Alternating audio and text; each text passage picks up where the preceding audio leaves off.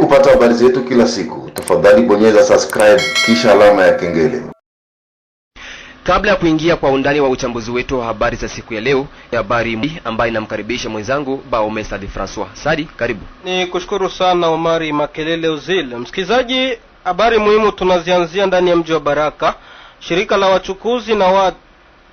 wachukuzi wa watu pamoja na mizigo wa Sepromovetski limetoa tahadhari kwa mashirika mengine ya uchukuzi wanaopewa rushwa kwa ajili ya kukeuka mapasha yao ya kutetea maslahi ya wachukuzi na watu pamoja na mizigo.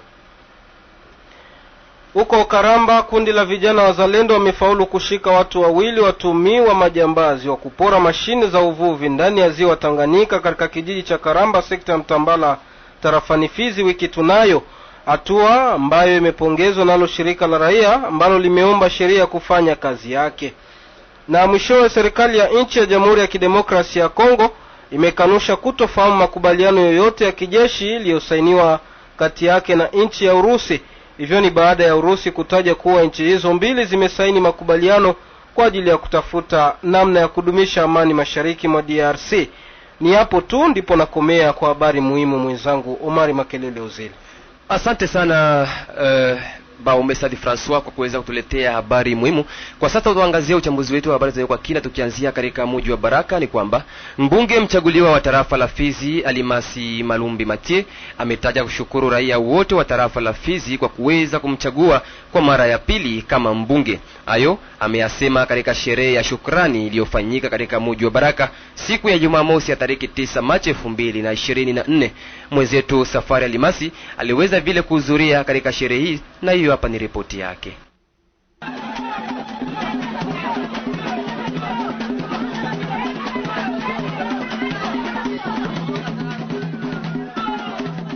Ni kupitia ngoma hizo za vikundi mbalimbali vinavyomuunga mkono toka eneo tofauti tarafani Fizi ndipo sherehe hizo zilianza.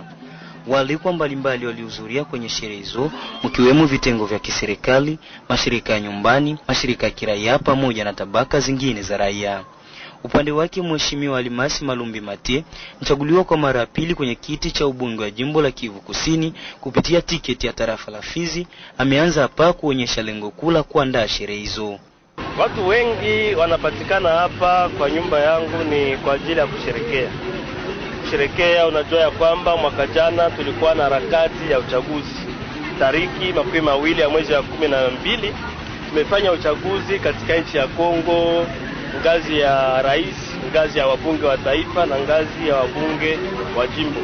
Na wakati uchaguzi ulipofanyika kwenye tariki hiyo, mimi nimechaguliwa na watu wa Fizi, wa baba, wa mama, wa kaka, wa dada, wamenichagua kuwa kama vile mwakilishi wao kwenye ngazi ya jimbo kwa province yetu ya Sud, kama vile mbunge wao.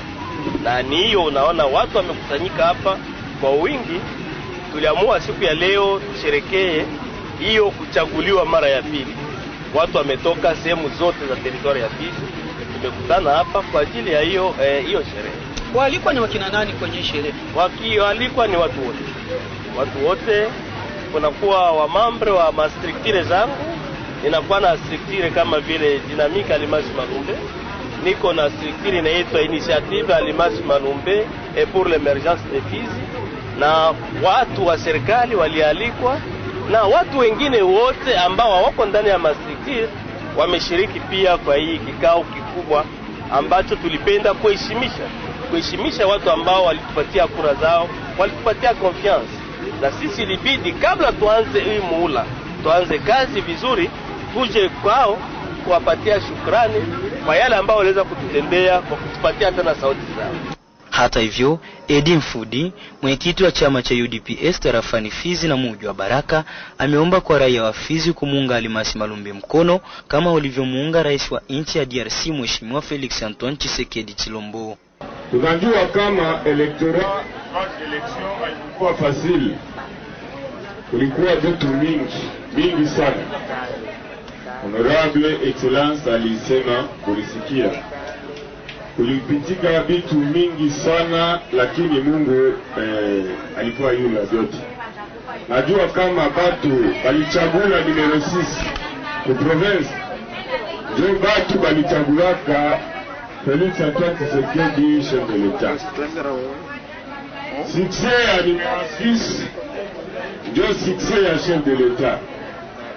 Yeye alifanya kama kupatia chef de l'État masauti ya mingi à travers Mobuko hapa. Tunasemaka IDPS viva. Hiyo IDPS nayo haikuacha honorable excellence Malombe, ilitiaga mkono ilimwakompanye kudoti jinsi ilikuakompanye ba kandida wote. Mwishowe Mheshimiwa Alimasi Malumbe ameahidi kutenda kazi kwa maslahi ya raia wa tarafa Fizi na mji wa Baraka na hawezi kamwe kuangusha. Watu wa Fizi ni kusema ya kwamba walitupatia sisi confiance. Na ile confiance ambayo walitupatia ni kusema ya kwamba kuna kwa shabaha kwa wao watupatie confiance. Na kile naweza kusema ya kwamba hatuta decevoir. Male matumaini ambao waliweka ndani yetu, na hakika tutajitahidi kujibu kwa atante zao. Atante iko nyingi. Ni kusema matarajio ya raia iko nyingi sana. Tutajitahidi kadri ya uwezo wetu, tutafanya yale ambayo wao walipenda sisi tufanye kwa ajili yao. Mimi nilikuwa niko mbunge na nikapandishwa, nikatajwa kuwa kama vile waziri. Nikizani iko jambo ya hazard mtu kutajwa kwa waziri ama ministri. Inafatana na competence, aptitude ya mtu. Niwe nafanya ya kwamba upewe responsabilite fulani. Wanaweza kuretenir kitu gani kwa manda ambao nimefanya wakati niko waziri? Niko waziri wa province ya Sud, sikuwa waziri wa territoire ya Fizi, sikuwa waziri wa Kabare, mais en general province. Mais yale ambao nimefanya kwa ajili ya province, c'est-à-dire Fizi nayo ili bénéficier d'une manière ou d'une autre réforme ambao mimi nilileta ndani ya secteur ambao mimi nilipewa kama vile jukumu niweze kufanya. Secteur ya transport, secteur ya voie ya communication, secteur pia ya tourisme. Kunakuwa mengi ambao tumeweza kutenda, na les 8 territoires ina constitué province yetu ya Sud Kivu wali bénéficier beaucoup de mesures ambayo ministere yangu iliweza kucreer, kuinstaurer ama kuweka. Tukumbushe kuwa mchaguliwa huyo wa tarafa Fizi atatumika kwa muhula wa miaka 5, yani kuanzia mwaka 2024 hadi 2028.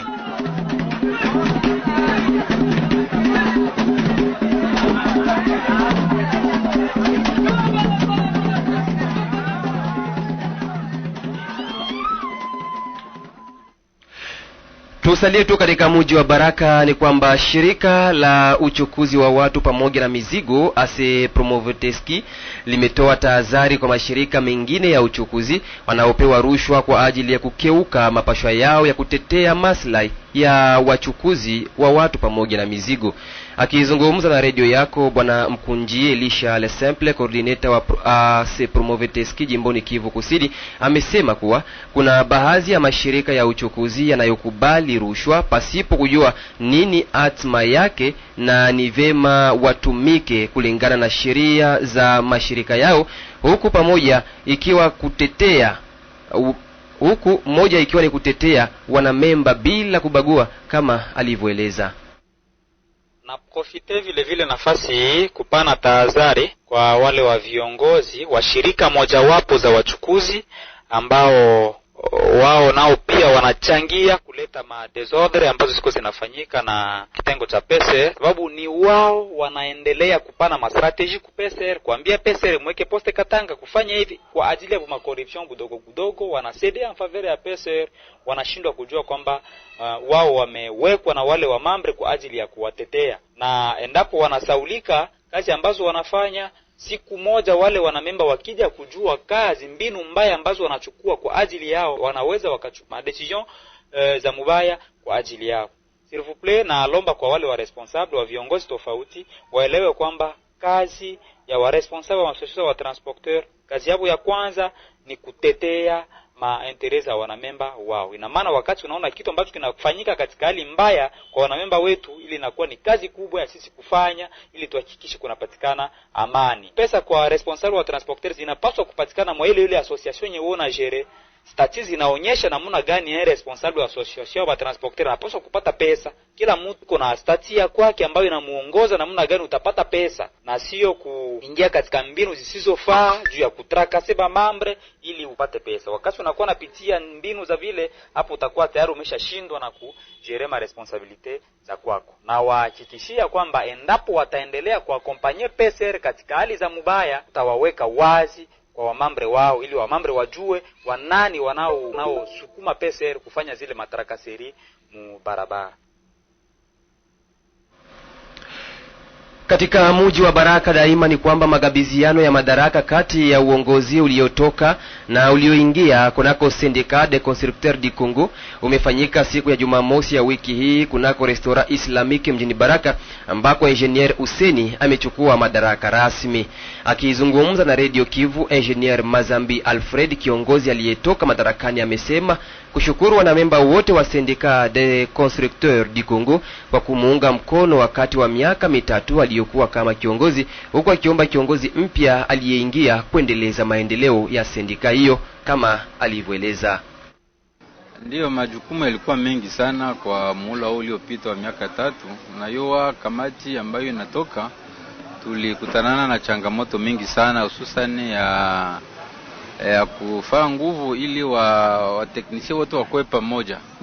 Ile ni pamoja na vitu ambavyo tumetumika sana, na mpaka leo tumefikia muda wa kuchagua kamati mpya ambayo itatuongoza katika hii muda wa miaka 3 ambayo ijaye. Ijapokuwa tumetumika, miradi ambayo tumetumika zaidi sana ni kufanya wateknisia wote wakoe pamoja, na hiyo ilikuwa mission yetu principal ya Sikoko. Wateknisia wote tuungane, tuyue nini wateknisia wanapashwa kuwa wanafanya. Tunakutana mikutano, tunachanga michango fulani ili kwa kusaidia. Kuna wateknisia ambao kwa mula wangu ambao tumepita waliweza kufungwa, tulienda pale polisi tukawafungulisha, yani matatizo mbalimbali. Tumeweza meme assistance sociale huko ambao walifisha wake zao, walifisha watoto, tuliwe kuasiste. Yani ile yote ni pamoja ya vitu ambavyo tumetumika katika mula wetu. Ndio bila iko positive piske mpaka leo Sikoko tunafika kukutanana. Ile ndio naweza sema. Neno ambalo naweza kumsi ambaye amenireplacer ni kumutakia endelee vizuri na Sikoko, na azidi kuimarisha, kuita wafanisi wote tukue pamoja ili Sikoko iendelee mbele. Yani namtakia aendelee na Sikoko vraiment kwa hali mzuri sana. Hata hivyo, kiongozi aliyeingia madarakani ameahidi kuendeleza maendeleo ya kitengo hicho, huku akitaja kumshukuru kiongozi aliyetoka madarakani, kwani si kazi rahisi kufanya hivyo, kama alivyoeleza kiongozi mpya Engineer Useni. Ndiyo, cha kwanza na wasalimu kwanza wananchi wote wa Baraka na kuambia kwamba wamepata kiongozi bora, japokuwa sisemi kwamba ule ambaye ametoka ametumika vibaya, lakini naye ni mzuri na nashukuru sana, na Mungu ampatie heshima yake kufuatana na gisi ameacha madaraka kwa njia ambayo iko mzuri bila matatizo yoyote, sababu si rahisi kwa mtu ambaye alikuwa madarakani kwa kuacha kiti chake kikaliwe na mwingine. Hiyo inakuwa na tatizo kidogo. Wananchi wote kufuatana na hii hali ambayo imetokea hapa, nitabadilisha na kuzidi kukutanisha mafundi wote ili wawe kimoja, na tuzidi kutengeneza Baraka yetu ili ionekane kuwa nzuri na iwe na mafundi walio bora ambao wanatekeleza sheria zote za serikali. Tujelekeze huko Karamba, sekta ya Mutambala. Ni kwamba kundi la vijana wazalendo wamefaulu kushika watu wawili watumiwa majambazi wa kupora mashine za wavuvi ndani ya ziwa Tanganyika katika kijiji cha Karamba, sekta ya Mutambala, tarafani Fizi wiki tunayo, hatua ambayo imepongezwa nalo shirika la raia ambalo limeomba sheria kufanya kazi yake.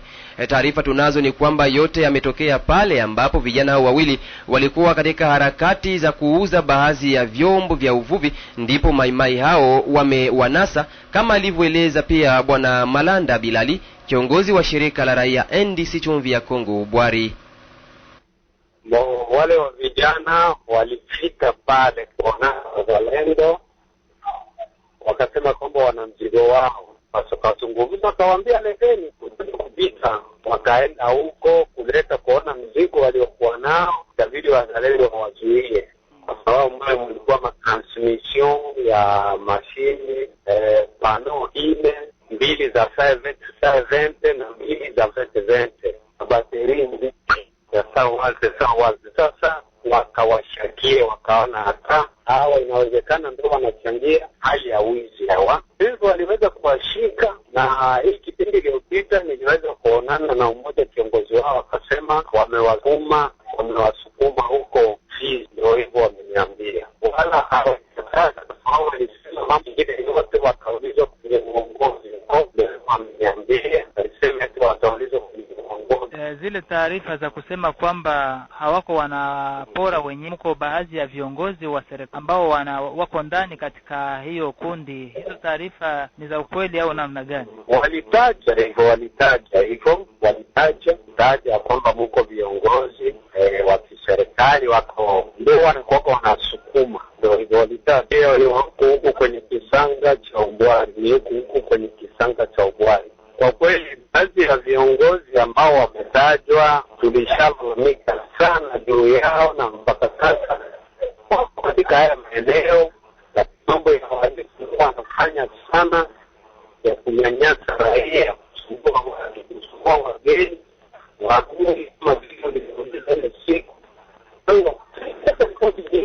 Mpaka sasa kwa kweli hakujama akibu. Na kwa wale wapendelevu wa habari za michezo, hivi sasa nampisha Sudi wa Sudi Valente kwa mengi zaidi. Shukran sana kabisa mwenzangu Mari Makelele Uzile. Leo katika habari za michezo ni kwamba draw ya michuano ya ligi Intercity hatimaye imefanyika siku ya Jumamosi ya wiki tunayo ya tariki 9 Machi 2024 ndani ya mji wa Baraka, na ambako vilabu vya tarafa la Fizi ambavyo vimefuzu kwenye michuano hii ya Intercity vimepangwa kwenye viwanja 4 tofauti vya tarafa la Fizi. Kwenye uwanja wa Maendeleo jijini Baraka kumepangwa makundi matatu, ambako katika kundi la kwanza ni klabu ya Osema Sanze ya hapa jijini Baraka, FC Misha ya huko Ubwari, FC Muungano vile vile ya hapa ndani ya mji wa Baraka, pamoja na FC Nia ya huko Chono katika sekta Tanganyika. Kwenye kundi la pili ni FC Flambora ya mji wa Baraka, FC ya Chimo ya huko Nyange, DC Mapendo ya Kaseke pamoja na Saint Joseph ya huko Lulenge. Na kwenye kundi la tatu kuko vilabu vya CS Vijana Prestige ya hapa ndani ya mji wa Baraka, FC Amira ya kule Misisi, FC Orange ya Katanga pamoja na AS Manga Sport ya huko Kilembwe. Kwenye uwanja wa Tatanumbia huko Katanga kuko pia vikundi vitatu, ambako kundi la kwanza ni pamoja na klabu ya Mboko Sport ya huko katika sekta ya Tanganyika, DC Alfakari ya huko Mukera, FC Presqu'île Dubwari hapa katika mji wa Baraka pamoja na klabu ya Tepetela. Kundi la pili ni klabu ya ES Salanguba ya huko Malinde, FC Lueba Sport ya huko katika sekta ya Tanganyika, FC Nyota de Baraka ya hapa katika mji wa Baraka pamoja na FC Cafe di Congo ya huko Nundu. Na kwenye kundi la tatu ni klabu ya Katanga Sport ya hapo Katanga, TP Misisi ya kule Misisi, FC Nouveau Regime ya hapa katika mji wa Baraka pamoja na klabu ya Aigle Riche ya kule Lusambo. Na kwenye uwanja wa Lape, uwanja ambao unapatikana katika kijiji cha Sebele sekta Nganja tarafani Fizi, kumepangwa makundi mawili. Kundi la kwanza ni klabu ya Turji Kongo ya hapo Sebele, FC Nundu Sport ya huko katika sekta Tanganyika, FC Emo Sport ya Katanga na pamoja na klabu ya FC Atongala ya huko Mukera. Na kundi la pili ni pamoja na klabu ya FC Fabuse Maoke ya hapo Sebele, FC Motema ya kule Mukera, FC La Line di Kongo ya hapo Katanga na klabu ya FC Mirage ya kule Mukolwe. Na kwenye uwanja wa Umoja, uwanja ambao unapatikana katika maeneo ya Fizi Center, kumepangwa vile vile makundi mawili. Kundi la kwanza ni AS Kalembelembe ya huko Fizi, Union Sportif de Nemba ya huko Nemba, Mwemezi Sport ya hapa katika mji wa Baraka pamoja na klabu ya ETBS ya huko Nundu. Na kundi la pili ni kundi la AS Umoja, FC Peter Sikasi ya huko Misisi, DC Rafiki ya hapa katika mji wa Baraka pamoja na klabu ya Tujen ya huko Lusenda. Na kisha draw hiyo kuweza kufanyika katika mji wa Baraka, mwenyekiti wa soka tarafani Fizi Saleh Mosanto wa Mwabi amehakikisha kufanyika kwa draw hiyo. Kama vile nilivyosema, ni wakusanya nikawaitisha ili tufanye tirage au sort. Kila mtu ajue kwenye ataenda. singevifanya sawa vile walikuwa sema zamani, anafanya ni vyake, kila mtu ajionee, na ilipita mzuri bwana journalist. Timu zilipangwa katika makundi 10 viwanja 4 ndio watachezea. Viwanja ya Baraka Maendeleo, Tata Nombi pale Katanga, huko stadi moja Fizi, na stadi lingine Bapadiri pale de la Paix pale ndani Sebele. Urafiki imesambarana hapa, kulibakia Flambeau, kubakia vijana, kubakia na Masanze njoo ilikuwa kupata plafo avant que mu déplacer tokue nini. Mwishowe Salemo Santo ameomba kwa timu kujiandaa vema, kwani michuano hiyo itaanza kupigwa ifikapo tarehe 17 Machi mwaka 2024 katika viwanja hivyo 4. Ujumbe kucho kusema kuwa maekipe jiprepara partir à 17 championnat provincial inaanza, parce que muda ni mudo. Tutazia pendant 2 semaines ou 18 jours tout au plus. Parce que ba contentieux ko aikosaki. Fahamu ya kwamba muda si mrefu habari hizo utaweza pia kuzipata kunako mtandao wetu wa Facebook ukiandika Radio Kivu Michezo. Naweka nukta kwenye habari za michezo, mwenzangu Mari Makelele Uzile. Asante sana Sudi Valentine kwa habari zako hizo za michezo zenye kupendeza. Msikilizaji, endapo tunakuja kujiunga nasi, unaendelea kusikiliza uchambuzi wa habari wa Radio Kivu katika mji wa Baraka kupitia masafa ya FM kunako mita 93.0. Kampuni Fizon Baraka, Mboko na Misisi ni rahisi kutuma na kupokea pesa cash pote ulimwenguni bila usumbufu.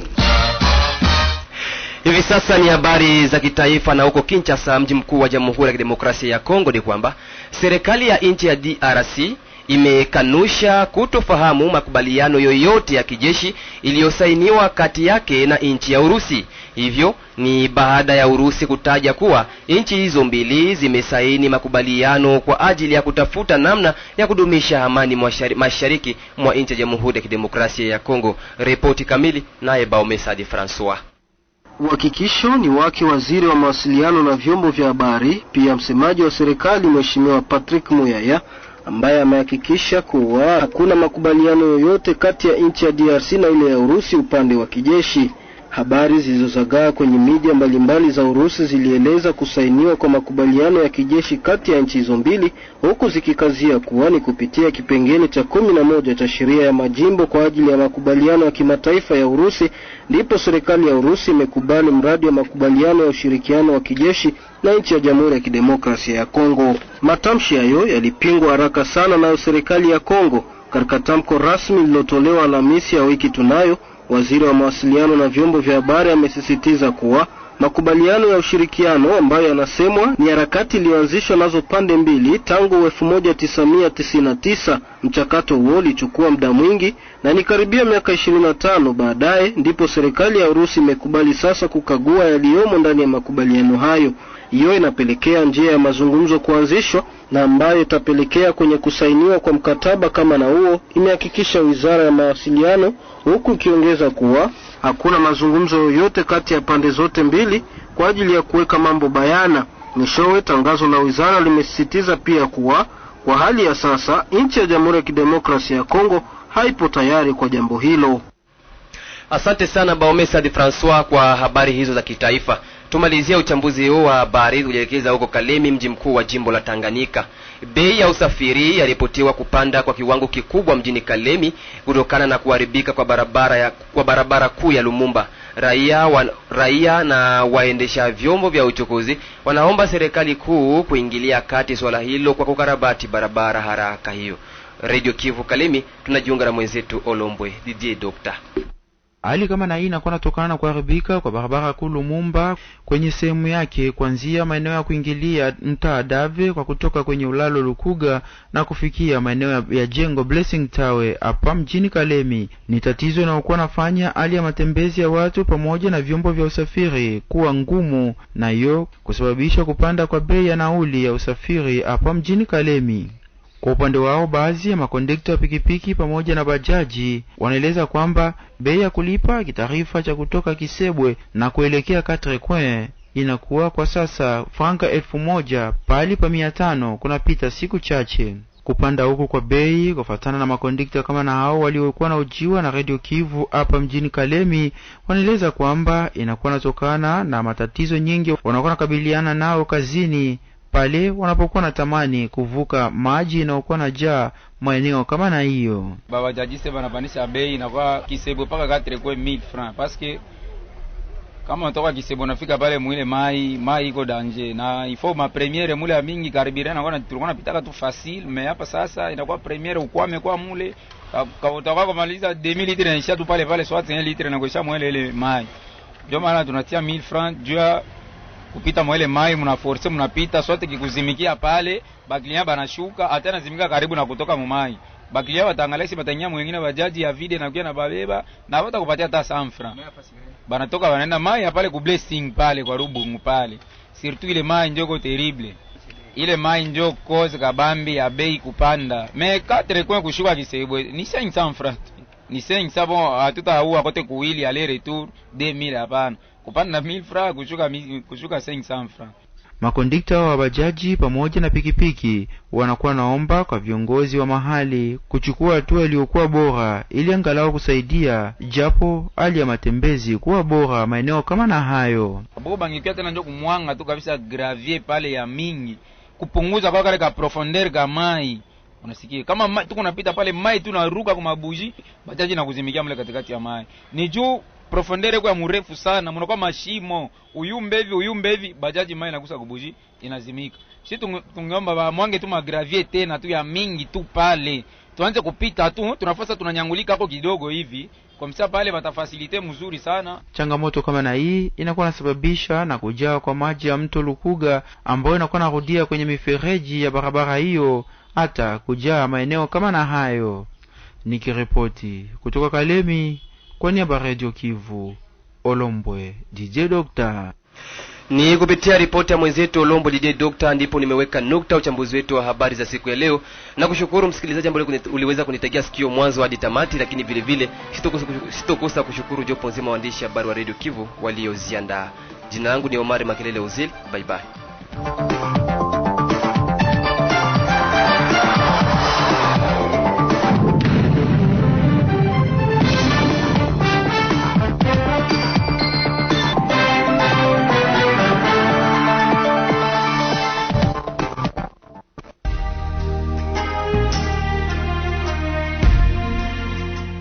Taarifa hii ya habari ni kwa udhamini wa kampuni ya kutuma na kupokea pesa Fizi One.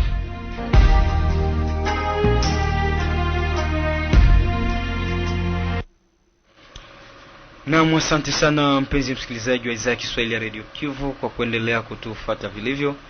Natumai umehabarika.